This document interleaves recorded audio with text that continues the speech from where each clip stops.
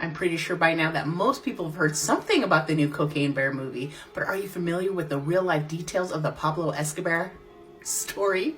If not, let's get into it. On September 11th of 1985, a Kentucky man went outside to start his day, but this day it was like none other. Outside, he found the dead body of a man in his driveway who was later identified as Andrew Carter Thornton II.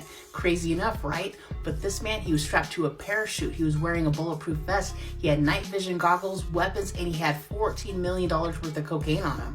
We're getting ahead of ourselves, so let's backtrack a little. Andrew was an Army veteran. He formerly was a Kentucky police officer, a narcotics agent, and a lawyer, racking up quite the skill set before becoming involved in drug trafficking. He even claimed that he was awarded the Purple Heart for his participation in the 1965 U.S. invasion of the Dominican Republic.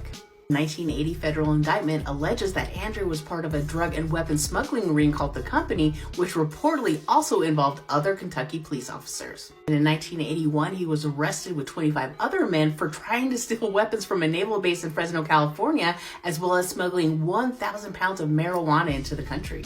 And lastly, at the time of his death, he was sought by a handful of jurisdictions for the questioning in connection to several unsolved deaths.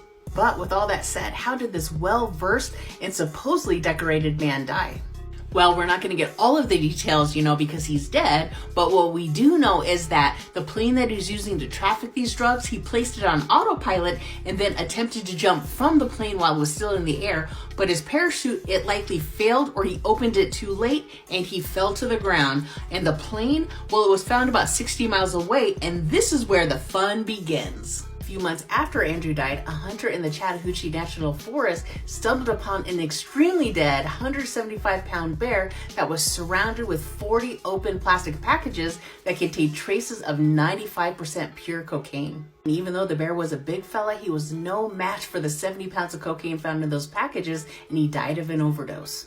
The medical examiner said its stomach was literally packed to the brim with cocaine. There isn't a mammal on this planet that could survive that. Cerebral hemorrhaging, respiratory failure, hyperthermia, renal failure, heart failure, stroke, you name it, the bear had it. The medical examiner ended up getting the bear stuffed where it passed through several hands before it ended up back at his home in Kentucky, and today you can find it at the Kentucky Fun Mall in North Lexington. Oh, and don't forget to check out the movie. I hear the bear in this movie lived a lot longer than the bear in real life.